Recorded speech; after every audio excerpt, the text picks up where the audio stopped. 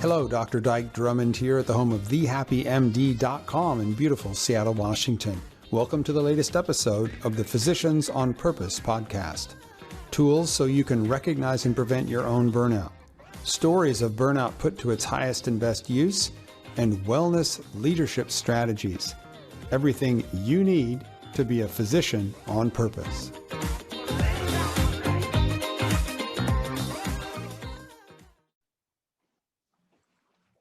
Well, hello again. This is Dyke Drummond at the home of thehappymd.com in beautiful Seattle, Washington, with the latest edition of the Physicians on Purpose podcast. And in this episode, what we're going to do is handle what is typically a taboo subject. We're going to talk about physician suicide. And we're going to talk about perhaps one of the best possible outcomes of the tragedy of a physician suicide. And that would be in the wake of the loss of life, that someone who loved that doctor would turn it into a way to make a difference for those of us who are still here. And I would think these two brothers, I would think that the one who is gone would be very proud of and pleased with the work that's being done by the one who remains. So my guest today is Amandip Sidhu, who is from England, right? NHS. We're talking about something that happened in the NHS. And what we're going to talk about is his charity, doctorsindistress.org.uk. And I want to make sure that you get this right. It's doctors-in-distress.org.uk. And what he's done is founded a charity that is in memory of his brother, his older brother, Jagdip Sidhu, who was a cardiologist. And he took his life back in 2018. That's correct. Yeah. Okay, cool. So what I'd like to do is welcome Amandip to the show. And if you would, please tell people the story about your brother, a little bit about your brother and what ended up happening and how you made the decision to actually start a charity in the wake of this tragic event. Love to.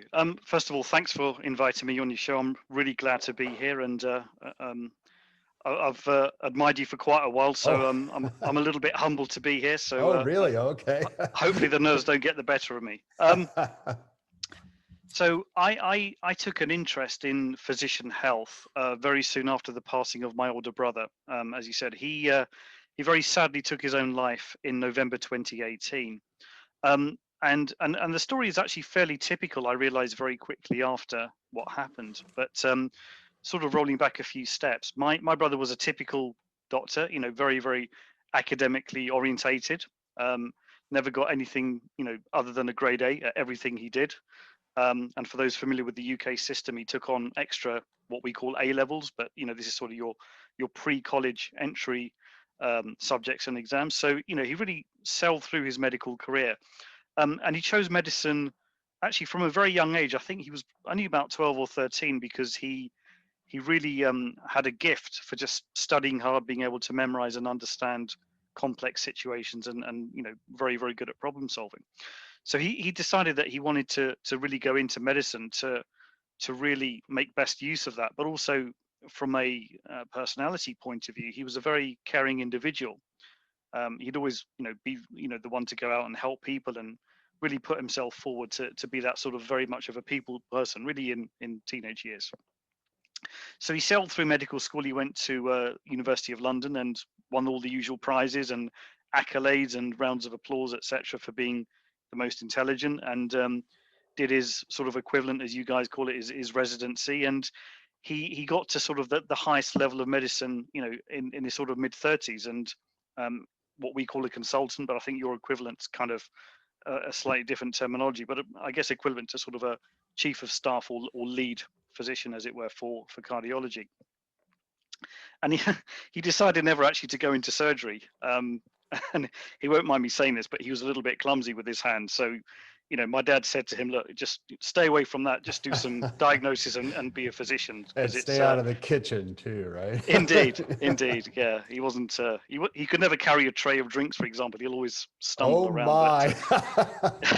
It always fumble it or just drop something anyway. But he just decided that he wanted sort of a very, I'll call it a 9-to-5 life of just being a physician, seeing patients and, and having a good work-life balance, or so he thought.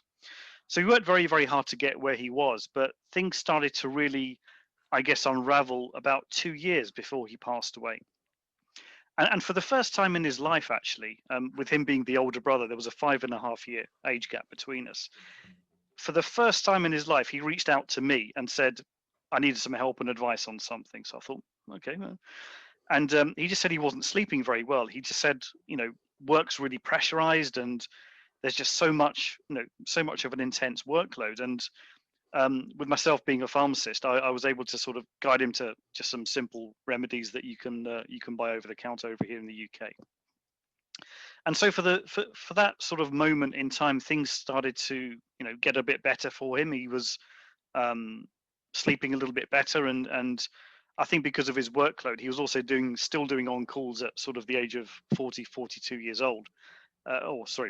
45, 46 years old. And so he actually dropped that from his schedule and tried to give himself a bit of a better work life. And so for that time, things seemed to get a bit better. And then it started to sort of unravel. And again, a lot of what I say is from hindsight, but looking back, he started to, I guess, sort of erode as a person, and not in an overly negative way or deliberately, but he just changed. He became very, very withdrawn over the following months and years, and didn't really sort of seem to engage or be the same person that he was before. We had a close relationship, but we never phoned each other or texted each day. Once every couple of weeks, as men and brothers do, you occasionally check in. And then about sort of 3 or 4 months before, I remember seeing him, because he lived about 60, 70 miles away from where I am, and my mum's very, very close by. And he just looked very, very drained as a person. Just his whole demeanor was just one of, I guess, looked like exhaustion at the time. And I just thought, probably naively, I thought, well, he's just getting old, and he's reaching middle age, and he's just, and I could identify with that, as I'm sure as many people listening to this as I say this, but I kind of dismissed it out of hand. I didn't really appreciate what was probably happening at the time.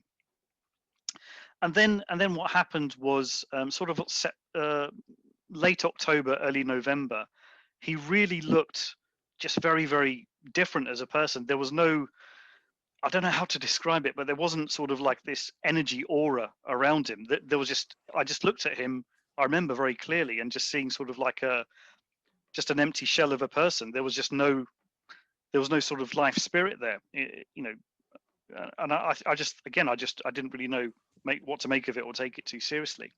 But things came to a head about a week before he passed away. And for the second time in his life, he reached out to me and said, right, I really need some help. And I will never forget this, but he phoned me during the week in the daytime when I was at work, which is something he'd never, ever do. And so I stepped out of my office where I was working and I took the phone call. And he said, right, I'm done with medicine. I just can't do this anymore. It's just, he cited there was a case that he was trying to work on, and he said, I couldn't focus. I just couldn't listen on what was being told to me. And it scared me. He said, it really scared me that I wasn't I didn't have the edge that I always have. And he just felt I remember he said he felt very, very numb just being at work and couldn't engage with the surroundings that he was in. And he said, I need some advice about different careers. And then he came out with all this, all this stuff about all his angst, and, which is all work related, by the way. So, he said, well, I'm really fed up with this way medicine is here in the UK, and the workload is just too high, and, there just aren't enough resources to treat the number of patients that we have. And, I'm carrying the load of an entire hospital, because it turned out that a few months before that, one of his colleagues in the same department went off sick long term through no fault of his own. But my brother decided, instead of getting sort of a temporary locum cover in, he said, I'll pick up all of his work. So he was doing the work of 2 consultants, and probably picking up a few on calls, despite not wanting to. So he was really severely overworked, and just probably got to the point where he just felt he couldn't cope. Yet, anyone, as we sort of, hear this at the stage now, as I tell the story, couldn't reasonably be expected to do 2 people's jobs for a sustained period. It's just unfathomable. And then I remember him telling me, saying that, he signed off sick for 6 months, and he's just gonna he was told to sign off sick. And then I remember just saying, okay, well, look, don't worry, I'll help you through this. It sounds like to me that you're burnt out. And what was even sort of more resonant is that I went through my own burnout only a couple of months before that in my job. So I was doing the work of 3 people, and I got to a really, really bad state myself. So I could really see the signs in him by referencing and triangulating what I'd been through. I had that numbness, I had that complete disinterest, and I'll be very frank and honest. I felt suicidal at times because I thought, I'm in a job here, and the only honourable way to keep my self-esteem and ego and integrity intact is to not admit defeat and say, I'm sorry, I can't cope, but to ending my life, which honestly I had some dark and honest thoughts. So going back to my brother, he got signed off sick, and then he was seen by his local family doctor, or GP as we call it here in the UK. And he went through a mental health assessment. And then I kept in touch with him. I remember getting that call on a Thursday, and I went to see him on the Sunday. So I drove about an hour and a half from where I live, and I drove to see him. And I'll never forget that's the last time I saw him, but he was just completely deconstructed is probably the best word that I can use to describe what he looked like. He was probably in a state of really quite a high, I call it a high functioning anxiety. So even though he was off sick, he was still on his phone to his colleagues, handing over patients and telling them what tests and follow-ups to do, and just not letting go and still doing that. And he we talked things through privately. I remember we went into this kitchen on a one-to-one, and I had to have a brotherly chat to him and a talk to him, and I said, look, don't worry, I think you're burnt out, but I'll help you go through this. I said, I've been through this myself. And I remember he was sort of sitting side on to me like this, and just suddenly turned at me and said, why didn't you tell me that you were ill? And just got quite angry with me. But I thought, let's not deal with that now. But typical older brother of looking out for his younger brother. But I made it very clear to him that, I was there to help him, and I could see the signs of what he was going through. And then he started to tear up and get quite emotional, because I think he felt very, very ashamed and weak. And I remember him saying that, I can never ever go back to my place of work. They're always going to think that I'm weak and I couldn't cope with my work. And my career's destroyed. I just can't go back. And if I get through this, I don't know what I'm going to do. And he was worrying about money and other things, and just a whole barrage of just angst came out of him. And that was the last time I saw him. And on the Monday, I remember texting him saying, look, are you okay? And he just texted back saying, look, I'm fine. I'm just resting and taking a nap. And I thought, great, he's taking a bit of time out for himself. But right. As it turned out, he was up to other things. He was actually going around tidying up all of his affairs and putting everything in order. And then it came to a head on Tuesday afternoon. I'll never, ever forget the timestamp. It was 2:18 in the afternoon. I got an email, and it was written by him, and it was written to his wife and copied me in. And being very typically medical, and my brother and that perfectionist attitude, which I know we'll maybe talk a little bit about later, he just had these bullet point list of instructions of what to do with the house, his finance, and just sort of like a leaving list of things to do. And just the last line said, this is where you'll find me in the car. And for those familiar with English geography, there's a place called Beachy Head on the very, very south coast, which is it's an open cliff into the English Channel, and it's a very well-known suicide spot. So when I read that and I looked at that, I didn't know what to make of it. And so I remember rushing home and obviously trying to call him and et cetera, and he wouldn't pick up. And I phoned his wife, and she didn't know what was going on because his car had gone. She said he's left everything behind and his wallet. And, she said, where is he? And I just said, you better look at this email. And I think she dropped the phone or something like that. And when she picked it up again, I said, look, let's just call the police. We don't know what's going on. So fast forwarding a couple of hours, I remember getting to his house, and the police were there and said, I said, well, what's going on? Because at the time I thought he's probably just gone off and wanted a bit of time to himself. And again, naively and stupidly, I thought he's causing a bit of a drama and just maybe tension seeking. I just didn't know what to think. And the police gave me an update and said, well, we found his car, but We have the Coast Guard and, sniffer dogs and all of these people out looking for him. And then it was about 8:30 in that evening. The policeman came back into the room after his radio crackled, and he had a very solemn face and said, "Look, I'm really sorry, but this is the part of the job I hate, and I'm very sorry to say that we found your brother, and I'm very, very sorry for your loss." Um, and I just couldn't process it. I remember just sitting there and trying to process it, and I think after a few minutes, I think I just got up and just drove home. Meanwhile, his wife went upstairs and told the kids what happened, and there was just silence. And then the following sort of few weeks were just very, very numb, obviously processing it. And I remember seeing him at the funeral, seeing my brother's body at the funeral, which is a very, very hard thing for me to process. I never envisaged seeing him enter back in his own house in his late 40s in a coffin, and I really poured out a lot of emotion. But then in terms of the sort of the story, as it were, of his passing, that was really sort of an event that inspired a lot of emotions in me. Several, including anger, I guess a bit of resentment against the medical system and the profession that I think let him down, along with a variety of, I guess, sort of quite negative emotions. And I started to try and process what happened and realized very quickly that what happened to him certainly wasn't unique and was quite a common thing that happened, or I believe a common thing that happens more than it should amongst the medical profession. And so I started to research a little bit about this to try and understand and process it, because my brother never had any interest, never had any outward mental illness or anything like that. But clearly, in retrospect, he was probably quite severely depressed and hid it. And I know that's completely different to burnout. It's a completely different concept, but I know a lot of people sometimes confuse the two. But I have my own views on that. But So do I.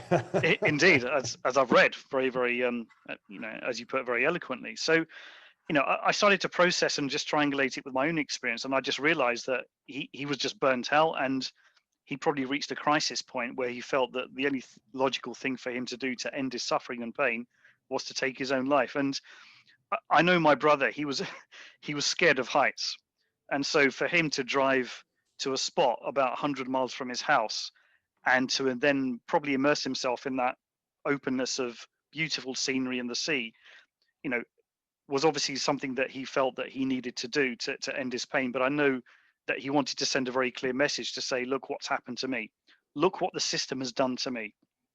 And so that really inspired me to really try and think about, well, how do I carry on that message? How do I continue to do that? And I then sort of started to think, well, I wanted to create something to make sure primarily that other people don't go through a similar phenomenon. A small part of it, I guess, was to try and remember him to a point, but not really to sort of, I didn't want to call it the Jagdip Sidhu Foundation or anything like that, because a lot of other people have done something similar. But I wanted to try and use a lot of the business skills that I've acquired in my career and apply it to something charitable in this regard. So a lot of the reasons were based around me setting up the charity Doctors in Distress. Wasn't really to honor him primarily, it was to make sure that other people didn't go through what he did, primarily by people learning through his case history and others similar cases of what happened, but really to try and prevent as many further tragedies. And I know that's a very, very ambitious aim. We have a goal of zero suicide in the medical profession by 2025. That's not going to happen. But to a layperson and a non-medic like me, it certainly doesn't make sense that doctors, who and the profession I have the utmost respect and admiration for, should have rates of suicide slightly more than the general population, because protective factors such as good income, status, intelligence, shouldn't really be, with all of that sort of, in play, there shouldn't be high rates of suicide. So I really wanted the charity to try and represent a lot of the things, as I said, what happened to my brother, but with the aim of minimizing suffering to others. So other doctors particularly, but also importantly to colleagues. I remember having very touching meetings with his colleagues very soon after, and I still keep in touch, who, I again have huge admiration for them to continue to go into work in that same environment and, you know, see the legacy of the work that he did. It must be an incredibly tough thing to do. So friends, patients, colleagues, family particularly, you know, he's left behind a widow and 2 teenage children, saying, where's my husband, where's my dad? And, you know, I really wanted the charity to try and minimize the suffering that me and my family and his wider circle have gone through, to you know, just to help others, because it just felt the right thing to do. And it's been a journey so far. But I'll maybe just pause there, because I know that's been a bit of a monologue to your original question. Well, thank you for sharing. And I'm, you know, it's just absolutely tragic what happened, and yet not unimaginable, right? Yet not unheard of, yet not, it just happens to be your brother. I just have a couple quick questions. You said that he was asked to take 6 months off, is that right? That's correct. Yeah. So his place of work.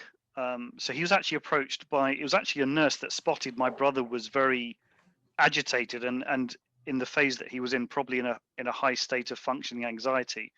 And what she described, I remember, was that he came back and forth about 5 or 6 times to give her the same instructions and orders for a specific patient, and she just thought that's really odd. So she spoke to a colleague of his, and he encouraged my brother to go and see his workplace health, occupational health, we call it here in the UK. I don't know what the equivalent is in the US or elsewhere.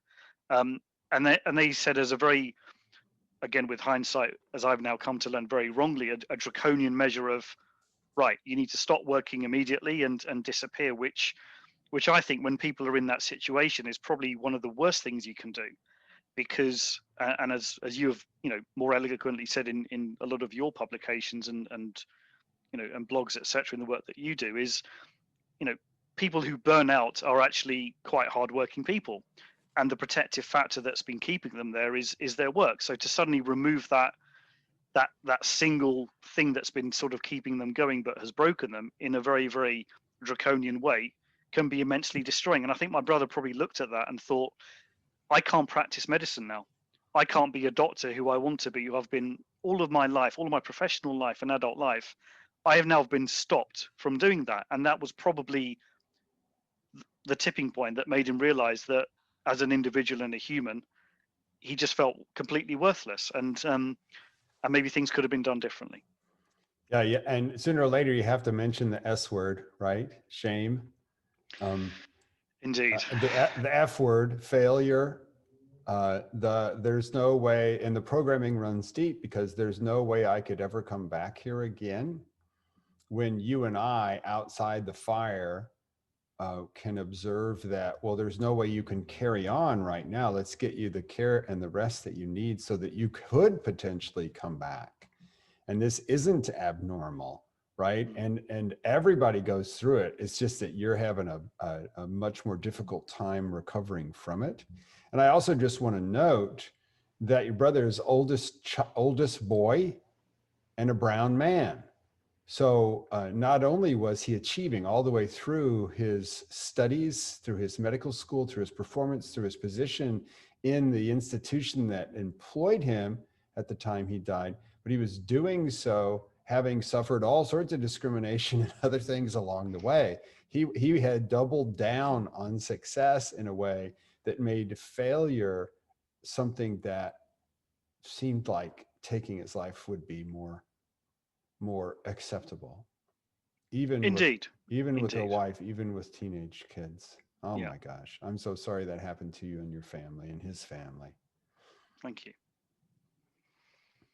Yeah, it's very tragic, but you know, for someone to sort of give their whole life and career dedicated to others in a system that's designed to be, you know, compassionate and caring towards its end user, you know, again with hindsight, to have received very little of that back. To me, when I explain this to people, certainly to, you know, non-medical people, it's really perverse. I just find it extremely perverse that in the business of giving care, there isn't a structured care mechanism to make sure that the caregivers are looked after. And again, that's part of what we would try and do at the charity, is to raise awareness of that simple concept and encourage, very much changes in cultures and behaviors, both within the medical profession itself, because I've seen doctors and medics, and again, I iterate, I have the utmost respect for the profession, but I think doctors, sometimes you can be your own worst enemies, and Oh, of course. that competitive nature and that one-upmanship that's been ingrained in you from medical school can be very, very destructive. And nobody wins. And I often challenge a lot of medics and say, well, if that's the culture that's been in existence, since the time leeches were used, because that's when medicine was born pretty much, or if you go even further back, witchcraft and alchemy, but there's a blur with pharmacy there. But that's another podcast episode. There's always been an appetite I see from medics to learn new techniques and learn new therapies and new ways of improving patient outcome. But the culture and behavior hasn't really changed or developed to the same pace in the last few decades, and even probably hundreds of years. And I say to the medics, I challenge, I say, well, why is that? Why do you not want to learn to be, different human beings and adopt better working cultures and more collaborative cultures? Because you'll become better doctors for that. And the standard response I get, and I'm not going to use expletives, but it really gets to me sometimes, is the immediate response. And I know this is a training that you get at medical school, is, so where's the evidence for that? Where's the study or trial or data that references that? And I think just we've got tons of it. We've got tons of it. Acres not of difficult. Indeed. And I think it just comes down to basic human common sense. If you're a nice person and you're nice to people around you, then that spreads and you're nice to everyone else. And the ultimate benefactor is your patient. And why would you not want to adopt some of those changes in cultures and modifications? Because if you want to, you'll improve your outcome, you'll improve the tools in your hand to be a medic, but another tool is your behavior and the way that you behave with colleagues. So why would you not want to get on board? And when I explain it sometimes in those blunt terms, I get a very silent response. Well, here's an interesting thing to do. Since we're on, where did the culture come from? I can define to you the programming, the brainwashing of the education process, but let's go back in history and let's ask ourselves, where did the modern residency education experience come from? Where a professor would teach an apprentice, basically, how to be a surgeon too. Where did that come from? A bunch of Austrians back in the 1800s. And if you get on Wikipedia and research the people who created residency education, you'll find a couple of things. It was insane, and cocaine was legal. Mm-hmm. And so if you look at the great names of education that started the residency apprenticeship style program, until today, most of the time when you as a layperson look at the pressure that we put on doctors in their education process and we say, why do you do that? It doesn't make sense to me. What you're going to get is, because that's the way I was trained. And you can just follow that line all the way back to the cocaine addicts surgeons that started residencies in the first place back in the 1850s. And I'm not kidding. Yeah. I'm not being inflammatory. There's documentation. Okay. I just don't have the names on the top of my head right now. Right.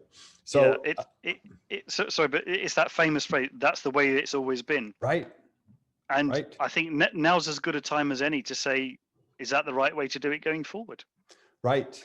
Well, and that's what, the pendulum has swung a little bit back with the work hour restrictions that were put on residency shifts in America back in 2004, 10 years or so ago in England, and the NHS trying to get the extreme exhaustion and the extreme overwork taken care of. But here's the way I thread this together from my own personal experience and from working with thousands of doctors at this point.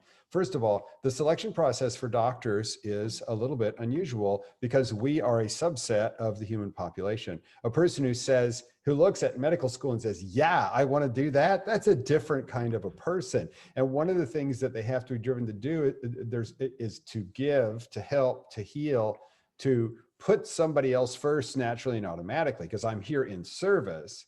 But secondly, I have to know that the process of training me is going to be long and hard. So I have to also look in the mirror and say, have I got what it takes? How do I know I've got what it takes? I know I can work hard and look at these grades, right? So I am a person who has character traits of workaholic, superhero, lone ranger, perfectionist. I have them. And as a person that's not in college yet or not in medical school yet, I have the ability to turn those on and off. But from day one of medical school till I decide to stop seeing patients, I'm going to use those character traits 100% of the time, no off switch. And I tend to become those things over time. And then in the medical education system, you learn the 2 prime directives. I don't know what you call 2 prime directives, but I'm going to say 2 prime directives. Okay. So number 1 is the one everybody knows, right? The patient comes first. And this is the great blind spot of healthcare, is everybody pushes to serve the patient. And there isn't the normal balancing act that happens in every other industry where the leadership focuses on the workers. Leadership also pushes the doctors to the patient, and the patient can't come first 24/7, 365, and you survive that encounter with that profession, right? There has to be an off switch, which is what we teach right away when we take on a burnout doctor client. But the second one is way darker and way deeper and is never said out loud, and it's never show weakness. Never do anything that anybody could suspect is any sign that you haven't got what it takes. You aren't a team player. You know, you don't have the right stuff. You can't hack it. And I'm a big old white guy, big old straight white guy. English is my native language. I was born in the United States of America. There's no additional pressure put on me to perform. But if you differ from me in any of those characteristics, you've been pushed harder and discriminated against along the way. So it seals that training even deeper down inside. Yeah, it's so resonant, and the way that you describe it is really, I've never heard it described so beautifully, actually. Beautifully isn't it, it's not the right word, but accurately is probably a better phrase. But I sometimes sit and think and wonder, you know, in the face of so much adversity, how do doctors just continue to try and maintain that facade of, as you say, not showing weakness? Because one thing my brother did say to me was he was very scared of a regulatory investigation should he make a mistake. I know it's a hugely disruptive thing, and you know, when he said that phrase, of, you know, that fear of, you know, vulnerability, as I'll sort of paraphrase it, it's, you know, it's practicing medicine in a very defensive posture, and you know, in a very risk averse way, and it must be just incredibly difficult for doctors to really just maintain that for the duration of their careers. And as you say, that the more you progress in your career, the more ingrained that becomes, and it just becomes a natural behavior where you just lose sight of who you were once before. It's medicine can be a very rewarding career and a rewarding profession, as I see it from the outside. But you know, to an individual, to a lot of individuals, you know, who, we're all human, right? We all have physiologies that are largely the same, but our psyche is very different. But we all get affected by the same things as you know, everyone else does. But it can really destroy you as a person. And you know, my brother is a great example of that. It's destroyed many others, you know, not in a negative way, but really damaged them, and again through no fault of their own. That's really the that's really the annoying thing that really makes me angry. It's not the individual's fault, it's the system's fault. But there doesn't seem to be that pace of change within the system that needs to address it. And that's one of the frustrations I have individually when I look at this, and through the work that we do at the charity. I often say to the team, well, you know, proverbially, I don't want to be that sort of dictator type of figure, but I just say I get really frustrated just not seeing the mindset and the cultures change in the way that you described that it needs to, because it just affects, you know, medics particularly, and as we've seen in the pandemic as well recently, at the time of recording this in 2021, the pressure has been even harder. But having said that, there's been more of an acceptance that doctors are vulnerable, and that's something that we've seen as a narrative here, particularly in the UK, and I think globally. There is much more of an acceptance and understanding of John Doe to say, actually, yeah, these guys are going through a tough time. But my concern is now, as we reach a more stable position in the pandemic, because it's not going to go away. A lot of what people think it will, but it won't. It won't. It won't. Is are we going to lose that sympathy and compassion that we have for the people that look after us? And I really hope that we don't. Yeah, I think that the sacrifice that has been witnessed by the general population simply because of cell phones and ICUs and other things that you see on the national news at night, and the depth of the sacrifice with the refrigerated trailers in the parking lots and everybody overloaded, I think will cause a window of empathy and sympathy towards the medical profession that make meaningful movement towards physician well-being, nurse well-being, healthcare provider well-being, something that will be possible here for a short period of time until we just go back to business as usual. And I want to alter your appreciation for the word facade. So what I want you to know is that there is no facade. If there was a facade of invulnerability, of superhero, workaholic, Lone Ranger, perfectionist, if it was a facade, I could remove it. It becomes an identity. It becomes an identity such that I would rather take my life, jumping off a cliff when I know I'm afraid of heights, take my life, than remove those characteristics that were drilled in me by my trip through the medical education system. Very sad. It's not something where we can look at the person and say, why don't you just take a break? I mean, God, what's wrong with you? Well, I mean, the only comparison I have in terms of a conditioning experiment is basic training in the military. Basic training in the military, everybody knows you're being conditioned to follow orders, right? But basic training in the military is only, in the States, only 6 to 13 weeks. Medical education, I spent the shortest amount of time possible in the medical education system because I'm a family doc. That's 4 years of med school, 3 years of residency. That's 7 years. Do you think in 7 years I was conditioned at least a little bit? I mean, it's just insane how deeply this is driven in. And if there was a culture in healthcare that was like any other industry, where the leadership team focuses on the health of the workers so the workers can do the work, that's any other industry. There is no industry that does not understand you have to take care of the workers, except healthcare, because in healthcare, the patient comes first. And I was listening to you tell your story of your brother, and he gave signs.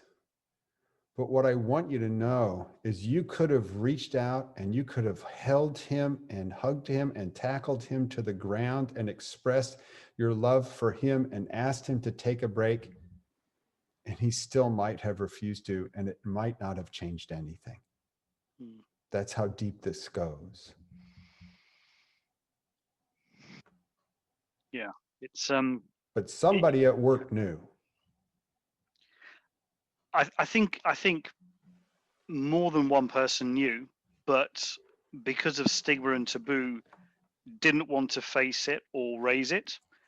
And again, with my naive perception on things, something that I find is when doctors are challenged, and I think it goes back to that being seen to be weak and vulnerable, an immediate, exactly, the hands go up, a simple hello, how are you? I'm fine. Why do you ask? Have you noticed a problem with my work? Oh, is there a typo on that discharge? There's an immediate defensive posture saying, okay, they're asking me I'm okay because they've noticed something's wrong. And again, something we try and do very naively and very, I'll call it, I don't know. I don't know what word to put on it, but very sort of simply is it's fine to just say to people, how's it going?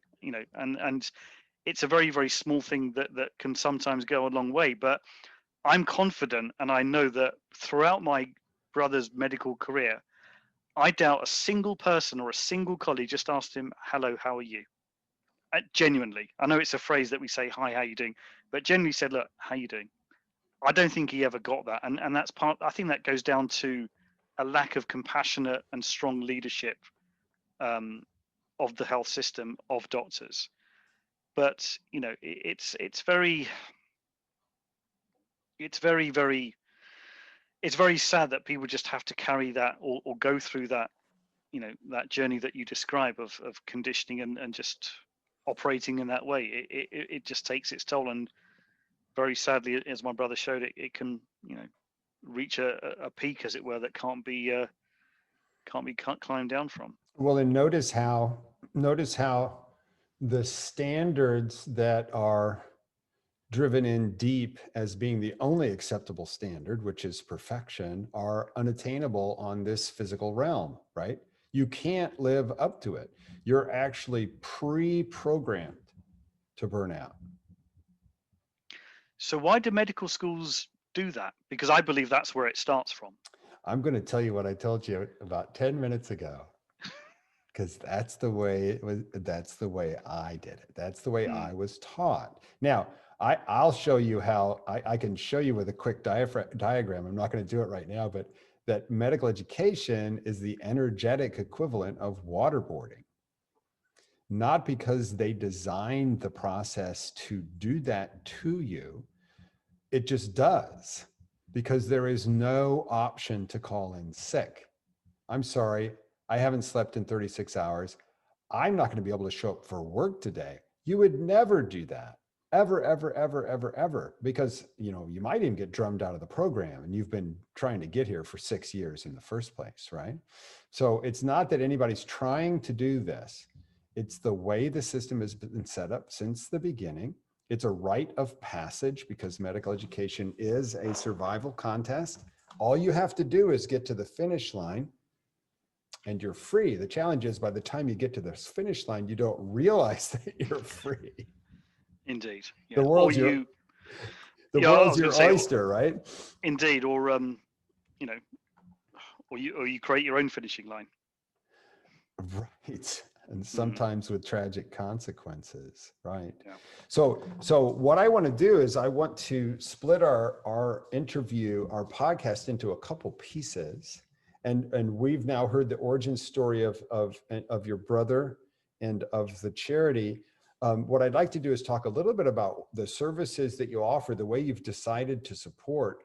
And what I also want to do is make a different podcast where we talk about, what does it take to be a successful person who starts a charity to help healthcare workers and burnout and suicide and things like that? Because I'm sure in the 3 years you've been doing this, that you've learned some lessons. So if you indeed. would, could you tell us a little bit about the slate of services that I ran into on your Facebook page and your LinkedIn page, and all the things that you're doing right now to support UK docs? Sure. So something that I consciously decided to do, and as the charity started to take shape and people joined, was that I wanted to really try and make sure that we focus very much on prevention.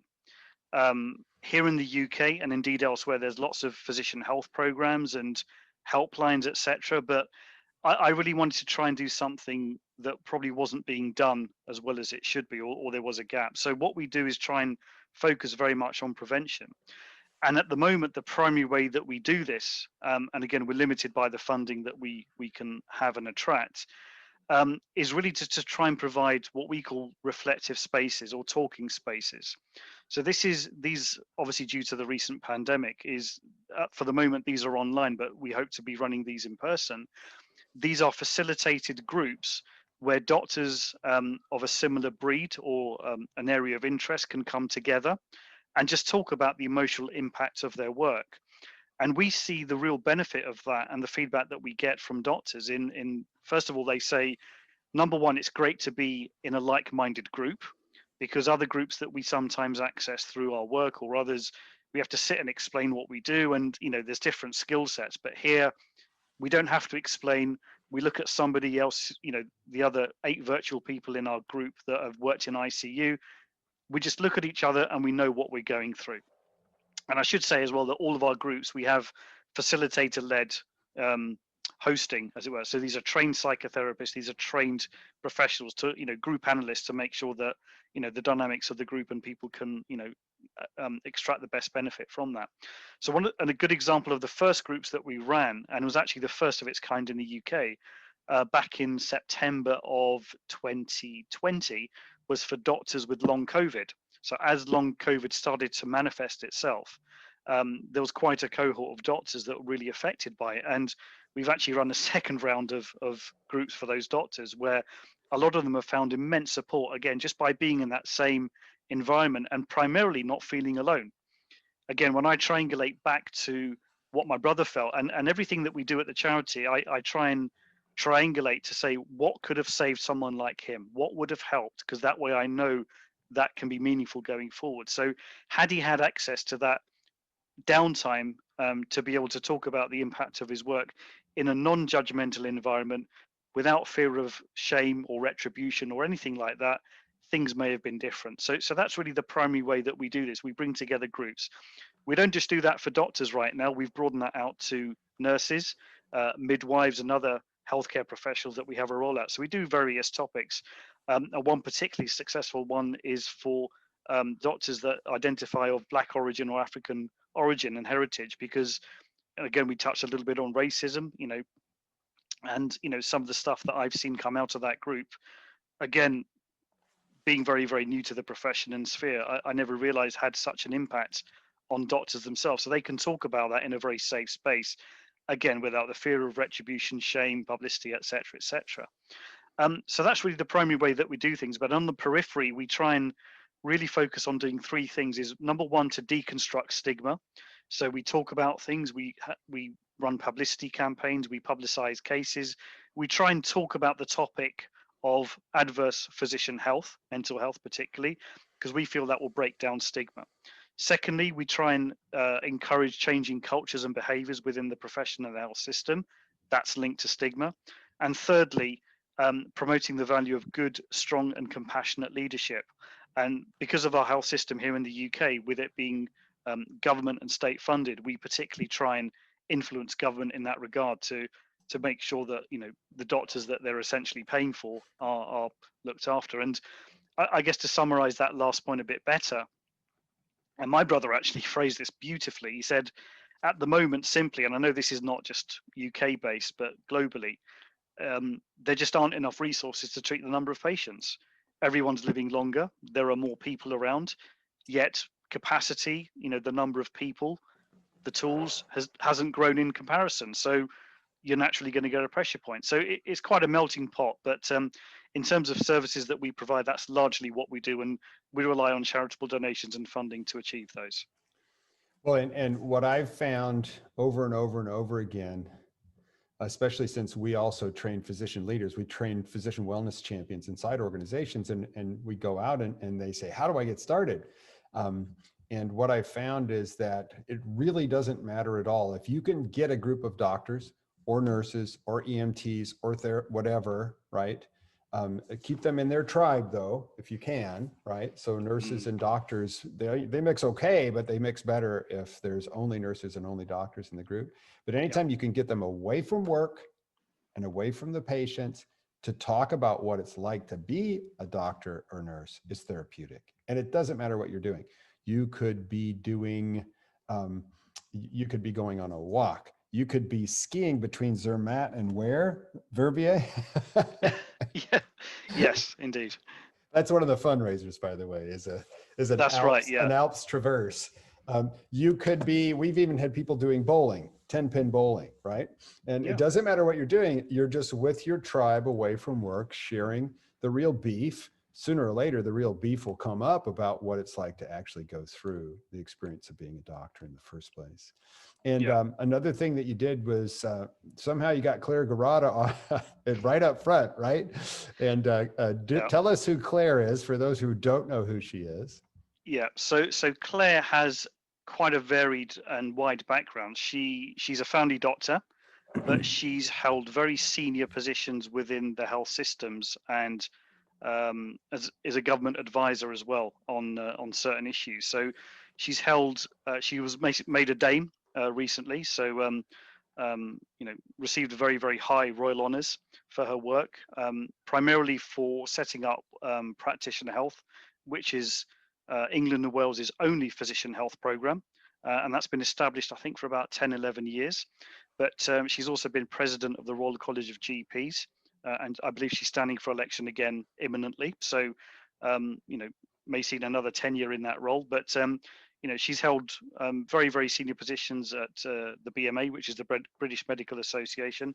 She advises government and has very, very strong links. But she's probably been the most prominent activist and advocate for physician health here in the UK. And I realised again very, very early on that me, member of the public, John Doe, no one knows who I am. In order to try and achieve what I wanted to achieve, I realized very quickly that I needed to try and attract and convince the right people to join me on the mission and collaborate where needed. And I pestered Claire, and I actually got to know her through a bereavement group that she runs specifically for loved ones who doctors have taken their own lives.